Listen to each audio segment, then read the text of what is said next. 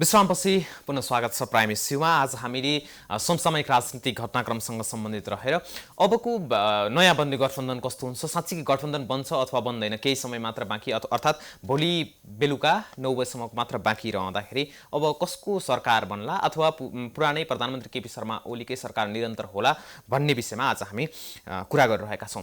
यससँग सम्बन्धित रहेर कुरा गर्नको लागि नेपाली काङ्ग्रेसका नेता एनपी साउद हामीसँग सम्पर्कमा हुनुहुन्छ। सर, स्वागत छ हजुरलाई।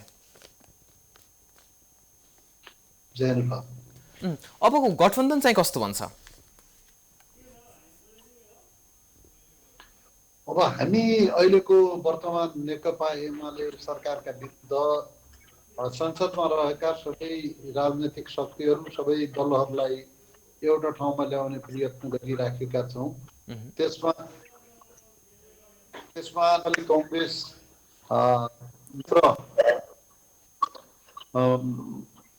माओवादी त एक ठाउँमा छँदैछौँ, त्यसमा जनता समाजवादी पार्टी पनि संस्थागत रूपमा एक ढक्का भएर यो गठबन्धनमा आओस् भन्ने हाम्रो चाहना रहिआएको छ। हामी त्यसै बमोजिम वार्ता, छलफल र संवादको प्रक्रियामा छौँ र सहमति जुटाउने कोसिस गर्दैछौँ। जस्तै यो अब गठबन्धन बन्नको लागि अङ्कगणित त जरुरत नै हुन्छ। नेपाली काङ्ग्रेस, माओवादी केन्द्र र जसपाको एउटा पक्षले मात्र त सरकार बन्ने अवस्था त रहँदैन। होइन, चाहिँ कङ्ग्रेस र माओवादी दुईटाको त एक ठाउँमा छँदैछौँ र जसपाको एउटा पक्षले मात्रै अहिले ओलीजीमाथि अविश्वास व्यक्त गरिराखेका छ। त्यसको ठाउँमा हामी जसपा संस्थागत रूपमा आओस्, एक डिक्का भएर आओस् र जसपाले चाहिँ ओली विरुद्धको गठबन्धनमा आफूलाई सामेल गरोस् भन्ने हाम्रो चाहना छ।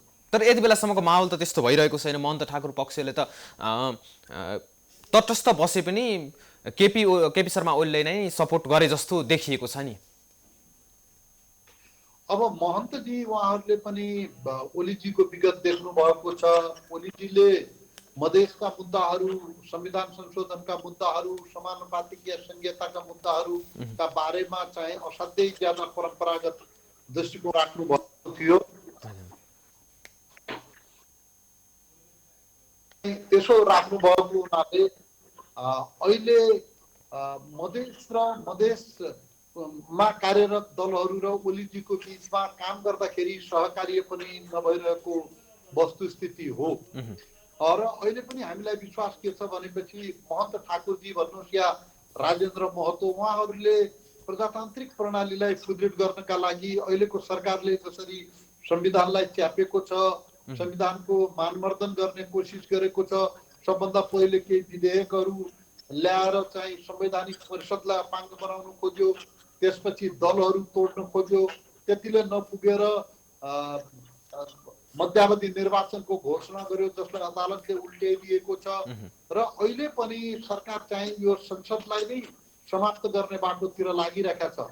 यस्तो परिस्थितिमा हामी चाहन्छौँ कि जनता समाजवादी पार्टी पनि ओली विरुद्धको गठबन्धनमा एउटा ठाउँमा आओस्, हामीले सहकार्य गरेर हामी मिलेर अगाडि काम गर्न सकौँ र अहिलेको अवस्थामा 76 बमोजिमको सरकार गठन गर्न सकौँ। त्यो प्रयत्नमा हामी प्रयासहरू चाहिँ के भइरहेको छ नि? जस्तै महन्त ठाकुर पक्षको जुन गठबन्धनमा तपाईँहरूलाई ग्रिन सिग्नल दिनुभएको छैन, उहाँहरूको कुरा गर्दाखेरि जुन मधेस आन्दोलनका मुद्दाहरू, अन्य विभिन्न मुद्दाहरू अगाडि सारिरहनु भएको छ, ती मुद्दाहरू सम्बोधन गर्न ओली पक्ष अथवा प्रधानमन्त्री केपी शर्मा ओली चाहिँ अलि लचक देखिनु भएको छ। त्यसको लागि तपाईँहरूसँग पनि कुनै प्रकारको कुराहरू भइरहेको छ? होइन, यो मधेसका मुद्दाहरू सम्बोधन गर्नका लागि प्रधानमन्त्री केपी ओलीसँग जुन बेला लगभग 2/3 बहुमत थियो, त्यो बेला समेत यी मुद्दाहरू समाधान गर्ने बाटोमा वर्तमान सरकार ओलीजीको सरकार चाहिँ लागेको अवस्था होइन। अहिले बहुमतीय सरकार भएको बेला पनि ओलीजीले चाहिँ त्यो बारेमा चाहिँ ठोस पहल कदमी गरेको स्थिति होइन। अब उहाँले चाहिँ अहिले 76 बमोजिम सरकार गठन भएन र उहाँले चाहिँ 76 बमोजिमको सरकार गठन गर्नुभयो भने त्यो अल्पमतको सरकार हुन्छ। त्यसको संसदमा बहुमत हुँदैन, त्यो सबभन्दा ठुलो पार्टीको सरकारको हैसियतले मात्रै क्रियाशील हुन्छ। अब यस्तो अवस्थामा चाहिँ उहाँहरूले राष्ट्रिय व्यापक राष्ट्रिय सहमति चाहिने मुद्दाहरू संविधान संशोधनको मुद्दा होला या त्योभन्दा बाहेक पनि कतिपय मुद्दाहरू होलान्, ती मुद्दाहरू ओली सरकारले समाधान गर्न सक्छ भन्ने होइन। त्यसकारण अहिलेको अवस्थामा जनता समाजवादी पार्टीले आफूलाई त्यसमा कतिपय संलग्न नेताहरू चाहिँ दुःख कष्ट बेहोरेको, प्रजातन्त्रका लागि पनि सङ्घर्ष गरेको, जेल पढेको व्यक्तित्व पनि हुनुहुन्छ। उहाँहरूले संविधानभित्रको प्रजातान्त्रिक चरित्रलाई या प्रजातान्त्रिक संविधानलाई बचाउने गरेर यसमा निरन्तर भविष्यमा पनि संविधानमा संशोधन होला, परिमार्जन होला, यो कुरा त चाहिँ रहन्छ, भविष्यका लागि नै पनि रहन्छ। यसमा राष्ट्रिय सहमतिको लागि कोसिस हुन सक्छ, प्रयत्न हुन सक्छ। तर अहिले ओली विरुद्धको गठबन्धन बनाउने कुरामा उहाँहरू चाहिँ प्रतिपक्षसँग सहमत हुनुपर्छ भन्ने हाम्रो आशा। भनेको उहाँहरूको माग सम्बोधन गर्न यो गठबन्धन चाहिँ तयार हुन्छ। अहिले चाहिँ उहाँहरूका गम्भीर सरोकारका कुराहरूमा राष्ट्रिय सहमति जुटाएर हामीले चाहिँ संविधानभित्र पनि उहाँहरूको स्वामित्व कायम गर्ने गरेर अगाडि बढ्ने कुरामा त हामी नेपाली कांग्रेसले विगतमा पनि यतातिर चाहिँ यो बाटोमा हामीले पहल कदमी लिएका थियौँ र भोलिको लागि पनि त्यो बाटोमा हामी तयार छौँ। अब नेपाली कांग्रेसको लागि अहिलेको अवस्थामा जसपाको एउटा पक्ष निर्णायक छ अथवा माधव कुमार नेपाल पक्ष नि नेकपा एमालेको? अब दुईटै पक्ष निर्णायक छन्। दुईटा मध्ये एउटा पक्ष ले एउटा पक्ष पनि खुलेर आयो आफ्नो कार्यक्रम अन्तर्गत भनेपछि त्यसले परिणाम दिन सक्दछ। जसपा एउटा संस्थागत रूपमा एउटा पार्टी भएको हुनाले त्यसले अहिलेको विपक्षी गठबन्धन दललाई सहयोग गरोस्, त्यसले एकडिक्का भएर गठबन्धनलाई सहयोग गरोस् भन्ने हाम्रो चाहिँ आशय छ। तर माधवजीहरू जो पार्टीभित्र एमाले भित्र अहिलेको वर्तमान नेतृत्वको चेपुवामा पर्नु भएको छ, थिचाइमा पर्नु भएको छ, मानमर्दनमा पर्नु भएको छ, उहाँहरूले साहसिक निर्णय गरेर यदि सदनबाट राजीनामा दिने निर्णय उहाँहरूले कार्यान्वयन जसरी गर्छु भन्नुभएको छ, सार्वजनिक रूपमै गर्छु भन्नुभएको छ, त्यसरी त्यो प्रक्रियामा उहाँहरू अगाडि आउनुभयो भने पनि मुलुकको राजनीतिले निकास पाउँछ। माधव कुमार नेपाल पक्षलाई चाहिँ राजीनामा गराउनको लागि विभिन्न आश्वासनहरू चाहिँ नेपाली कांग्रेसले दिएको छ अरे भन्ने कुराहरू बाहिर आएको छ। जस्तै उपनिर्वाचनमा जिताउने कुराहरू होस् अथवा कतिजनालाई मन्त्री बनाउने कुराहरू, यसको वास्तविकता के हो नि? होइन, अब मन्त्री बनाउने या उपनिर्वाचनमा जिताउने भन्ने कुराहरू चाहिँ यी तफसिलका कुरा हुन् र भविष्यमा राजनीतिक सहमतिका आधारमा निर्धारण गर्ने कुरा हुन्। मूल कुरा त के हो भने अहिलेको सरकारलाई हटाउनका लागि माधव नेपालजीहरूको कुनै रणनीति छ भने त्यो के हो र त्यो रणनीति नेपाली कांग्रेसले तय गरेको आधारमा निर्धारित हुने होइन। त्यसका लागि उहाँहरू आफैले त्यो रणनीतिको तर्जुमा गर्नुपर्ने, त्यसको कार्यान्वयन गर्नुपर्ने र त्यसका लागि संकल्प लिनुपर्ने भएको हुनाले त्यसमा उहाँकै विचार चाहिँ उहाँहरूकै विचार र उहाँहरूकै सोच त्यसमा चाहिँ निर्णायक हुन्छ। जहाँसम्म हाम्रो कुरा हो, अब उहाँहरू प्रजातन्त्रवादी साथीहरू हुनुहुन्छ, उहाँहरूले पनि लोकतन्त्रको लागि लामो समयसम्म लडिराख्नु भएको छ। अहिलेको वर्तमान सरकारका विरुद्ध गठबन्धनको प्रक्रियामा यो सरकारसँग असहमत हुने सबै शक्तिहरूलाई एक ठाउँमा राखेर अगाडि बढ्नु त हाम्रो राजनीतिक वस्तुस्थिति नै हो जस्तो लाग्छ मलाई। अब जस्तै यदि माधव कुमार नेपाल पक्षले राजीनामा नदिने, जसपाको दुवै पक्ष सिङ्गो पार्टी चाहिँ एकमत भएर तपाईँको गठबन्धनलाई सहयोग नगरिदिने भनी त फेरि उतापट्टि प्रधानमन्त्री केपी शर्मा ओलीको दल नेकपा एमाले र त्यस्तै गरेर यतापट्टि जसपाको महन्त ठाकुरको पक्षले अर्को गठबन्धनको सरकार बनाउनु पनि त सम्भव होला नि। त्यो विषयमा नेपाली कांग्रेसले सोचेको छ कि छैन नि? होइन, अहिले चाहिँ केपीजीसँग 93 मात्रै विश्वासको मत उहाँले पाउनु भएको छ। महन्त ठाकुरजीको पार्टी आन्तरिक विवादमै छ, छलफलमै छ, त्यसले कुनै कुराको निर्क्योल निकाल्न सकेको छैन। अहिलेको अवस्थामा दुई पार्टी मिलेरै पनि या दुई पक्ष मिलेरै पनि सरकार बनिहाल्छ भन्ने किसिमको परिस्थिति छैन। अब त्यस्तो किसिमको सरकार उहाँहरूले बनाउनु पर्ने स्थिति भएको भए विश्वासको मतमा जसपाका केही साथीहरूले सहयोग गरेको भए पनि यो एउटा निर्णायक चरणमा यो राजनीति पुग्थ्यो, यो तरलता समाप्त हुन्थ्यो। त्यसकारण स्पष्ट रूपमा यस्तै हुन्छ भन्ने अवस्था छैन। विशेष गरेर जसपाको महन्त जी र राजेन्द्रजी पक्षधरहरूले उहाँहरूको पक्षले चाहिँ जसरी राजनीतिक निर्णयहरू गरिरहेका छन् त्यो निर्णयहरूका कारणले केही अन्यलहरू थपिएका छन्। विशेष गरेर त्यसले 76 2 बमोजिम सरकार बन्न सकेन भने कोही 76 3 बमोजिम सबभन्दा ठुलो पार्टीको हैसियतले ओलीले बनाउँछन् कि भन्ने आशंका थपिएको छ। त्यसकारण जसपाको आपसी विभाजनले कुनै न कुनै रूपमा ओलीजीलाई फाइदा हुँदैछ र हामी चाहन्छौँ कि यो विभाजन नहोस्। राजेन्द्र महन्तजी र राजेन्द्रजी पनि एकडिक्का भएर पार्टीको संस्थागत निर्णय गरेर चाहिँ विपक्षी गठबन्धनलाई सहयोग पुर्याउनु भन्ने हाम्रो आग्रह छ। अब केही समय मात्र बाँकी छ, एक दिन र केही समय केही घण्टा बाँकी छ। अब गठबन्धनको लागि दिइएको समय पनि सम्भव होला त? तपाईको आवाज अलिकति आवाज स्पष्ट भएन, तपाईँ एकचोटि प्रश्न दोहोऱ्याउनु। अब यो जुन गठबन्धनको लागि राष्ट्रपतिले आह्वान गर्नुभएको समय एक दिन र केही घण्टा मात्र बाँकी छ, यो अवस्थामा अब गठबन्धनको सरकार, काङ्ग्रेस नेतृत्वको सरकार बन्न सम्भव होला त?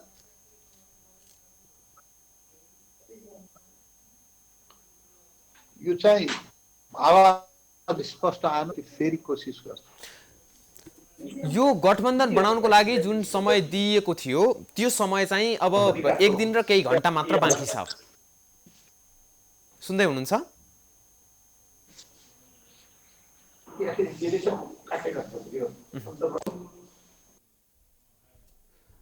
मलाई सुन्दै हुनुहुन्छ? अहिले जुन राष्ट्रपति विद्यादेवी भण्डारीले नयाँ गठबन्धनको सरकार बनाउनको लागि दिएको समय एक दिन र केही घण्टा मात्र बाँकी छ, यो अवस्थामा अब अहिलेसम्म कुनै प्रकारको जसपाले पनि निर्णय गर्न सकिरहेको छैन, एकमत हुन सकिरहेको छैन, त्यस्तै गरेर माधव समूह पनि एकमत हुन सकिरहेको छैन। यो अवस्थामा अब नयाँ गठबन्धनको सरकार बन्ने आधारहरू के छन् नि? होइन, अब यो त अब भोलि राति 9 बजेसम्म यो समय छ। राजनीतिमा छोटो समयमा पनि महान निर्णयहरू, ठुल्ठुला निर्णयहरू हुन सक्दछन्। अहिले चाहिँ यो के आधार छ भन्ने कुरा त चाहिँ होइन, थुप्रै आधारहरू छन्। विशेष गरेर जसपा नै हाम्रो 76 2 को सरकार गठन गर्ने सन्दर्भमा महत्त्वपूर्ण आधार हो। किनभने जसपाले एकजुट भएर निर्णय गरेको खण्डमा चाहिँ हामी स्वाभाविक रूपमा अहिलेको सरकारको विरुद्धको गठबन्धनको सरकारको दाबी गर्न सक्दछौँ र त्यसका लागि भोलि 9 बजेको समय भएको हुनाले त्यो बाटो कै लागि हामी गृह कार्य गरिरहेका छौँ। अब माधव नेपाललाई पनि तपाईहरुले आश्वासन दिनुभएको छ अरे, यसको बारेमा पनि प्रश्न पार्दिनु न। अब माधवजीको बारेमा मैले चाहिँ पहिले भनिसकेका छु कि अब उहाँहरूले गर्नुपर्ने निर्णय चाहिँ जसरी उहाँहरू भन्दै आउनु भएको थियो, उहाँहरूले हामीले राजीनामा दिन्छौँ भन्ने निर्णय उहाँहरूले कार्यान्वयन गर्नुभयो भने पनि त्यसले चाहिँ संसदमा संसदको सम्पूर्ण संख्या चाहिँ 250 मा आउँछ र 250 को आधा चाहिँ 126 को संख्या हुन आउँछ। त्यो संख्या चाहिँ अविश्वास, हाम्रो प्रधानमन्त्री ओलीजी प्रति अविश्वास व्यक्त गर्ने संख्या चाहिँ 126 भएको हुनाले त्योभन्दा ज्यादा हामी चाहिँ बहुमत प्राप्त गर्न सक्छौँ। अब बाहिर कस्तो कुराहरू आइरहेको छ भन्दा नेपाली कांग्रेसले सकेसम्म अघि नै हजुरले भने जस्तै जसपा एकमत भएर जसपालाई एकमत बनाएर अगाडि लैजाने, त्यो भयो भने चाहिँ यतापट्टि बहुमतको यो गठबन्धनको सरकार पनि बन्छ। यदि आइपर्यो भने चाहिँ ओली सरकारलाई ढाल्नको लागि चाहिँ विकल्पमा महन्त ठाकुरलाई पनि अगाडि सार्ने हो कि भन्ने कुराहरू पनि बाहिर आइरहेको छ। यस विषयमा केही छलफल भएको हो कि बाहिर त्यतिकै हल्ला मात्र आएको नि? होइन, त्यो बारेमा चाहिँ पार्टीभित्र कुनै छलफल भएको छैन। पार्टीले हामी आफ्नै नेतृत्वमा सरकार बनाउँछौँ भनेर राजनीतिक निर्णय गरिसकेपछि मलाई पुरा विश्वास छ, हामीलाई पुरा विश्वास छ कि या सरकार शेरबहादुर देउपाको नेतृत्वमा बन्छ या अहिलेकै प्रधानमन्त्रीले निर्वाचन गराउँछन्। यी दुईटा भन्दा अहिले तत्कालमा चाहिँ तेस्रो विकल्प देखिरहेका छन्। भनेको जसपालाई अगाडि सारेर चाहिँ तपाईहरु अगाडि बढ्नुहुन्न? होइन, जसपा त अहिले चाहिँ आफै दुई पक्ष भएर विवादमा छ। उनीहरूले नै पहिले संस्थागत कुनै किसिमको निर्णय गर्न सक्नु भएको छैन। उहाँहरूकै एकरूपता नभइकन हामीले त्यो निर्णय गर्ने कुरा पनि भएन। फेरि यो पार्टीको संस्थागत निर्णय भएको हुनाले नेपाली कांग्रेसको संस्थागत निर्णय चाहिँ आफ्नै नेतृत्वमा सरकार गठनको लागि पहल कदमी गर्ने भन्ने। अब यति भनिरहँदाखेरि तपाईँहरूले पुसको 5 गते प्रधानमन्त्री केपी शर्मा ओलीले चालेको संसद विघटनको कदमलाई खुब विरोध गर्नुभयो। अब 76-2 को सरकारको लागि अहिले पहल भइरहेको छ, यदि बनेन भने 3 को बन्छ, 3 को प्रधानमन्त्रीले चाहिँ 30 दिनभित्र विश्वासको मत लिनुपर्छ, त्यो भएन भने 5 मा पुग्छ, 5 मा पुगिसकेपछि फेरि त्यही अवस्था हुन्छ र अन्ततः संसद विघटन। अलिकति कम्प्रोमाइज गर्न मिल्दैन यो विषयमा? तपाईले भन्नुभएकै अब व्यवस्था संविधानमा छ, त्यो प्रबन्ध छ। अब त्यो भयो भने त अन्तिममा गएर त संसद विघटन नै होइन नि त।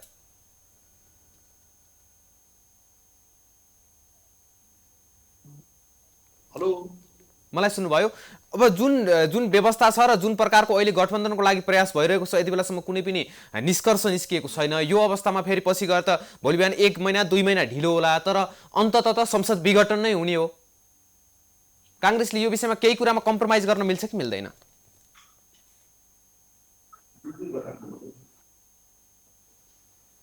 मलाई सुन्दै हुनुहुन्छ?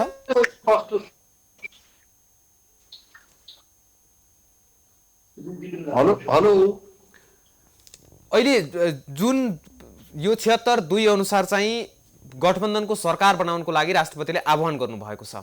यदि यो गठबन्धन बनेन भने स्वतः रूपमा 76 को 3 अनुसार चाहिँ प्रधानमन्त्री केपी शर्मा ओली नै प्रधानमन्त्री हुनुहुन्छ। उहाँले फेरि 30 दिनभित्र विश्वासको मत लिनुपर्छ र उहाँले विश्वासको मत पाउने सम्भावना पनि कम छ। त्यो कारणले गर्दाखेरि फेरि 76 को 5 बन्छ, 5 मा पनि फेरि संसदको एउटालाई चाहिँ विश्वासको मत प्राप्त गर्न सक्छु भनेर विश्वाससहितको पत्र लगाएर राष्ट्रपतिकोमा बुझाएपछि बल्ल अर्को सरकारको प्रक्रिया सुरु हुन्छ। 76-5 को पनि सम्भावना लगभग छैन भने जस्तो भयो। त्यो भयो भने त अन्तिममा त संसद विघटन नै हो नि। यदि